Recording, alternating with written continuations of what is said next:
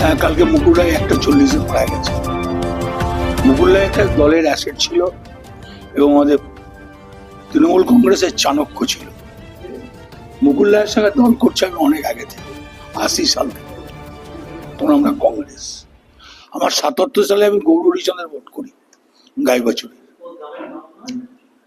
তা কংগ্রেসটা আমি আজ থেকে করছি না, অনেক আগে থেকে করছি।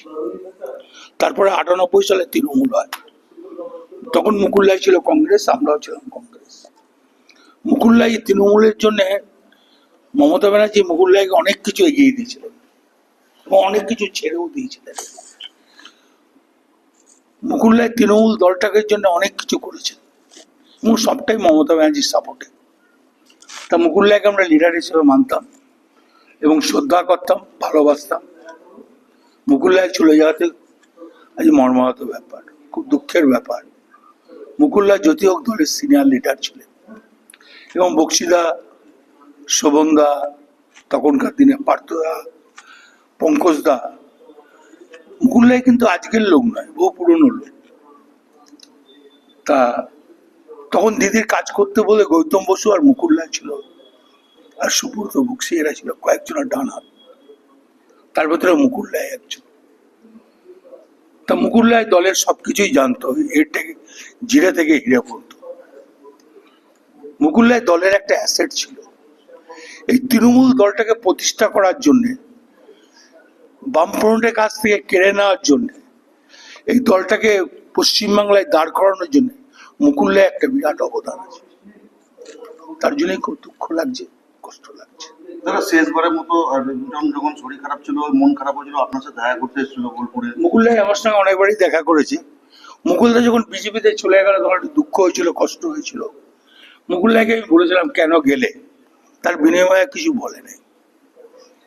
আমি জিজ্ঞেস করেছিলাম কেন বিজেপিতে গেলে, কিন্তু উত্তর দেয়নি। তারপরে তৃণমূলে ফিরে এলো এখানে। হ্যাঁ, তৃণমূলে ফিরে এলো, তারপরে আমার কাছে এলো, কথা বললো। তারপরে অসুস্থ, শরীর পারমিট করলো না, অসুস্থ হয়ে গেল। আপনার সাথে ব্যক্তিগতভাবে কেমন সম্পর্ক? আমার খুব গুড সম্পর্ক ছিল। সুজপুরে শুনেছিলাম। ও সুজপুর তো 2000 সালে, তার আগে থেকে তো সম্পর্ক। সেই সময় আপনারা দুজন। না না, সুজপুর তো 2000 সালে, তার আগে থেকে তো সম্পর্ক, 80 সাল থেকে সম্পর্ক। স্ট্যান্ড কমিটির একটা পদেও ইয়ে করেছিলেন। হ্যাঁ, স্ট্যান্ডিং কমিটি আমিও তো এখনো আছি, সে তখনও ছিলাম, এখনো আছি। আমি দেখতে পাচ্ছি যে দেখুন, তখন মুকুল রায়, গৌতম বসু, এরা যেমন দিদির কাছের লোক ছিল, এখন যেমন দিদি আর অভিষেক, ঠিক সেরকম তখন দিদি বেশ কিছু মুকুল রায়কে 11 সালের পর থেকে ছেড়ে দিয়েছে।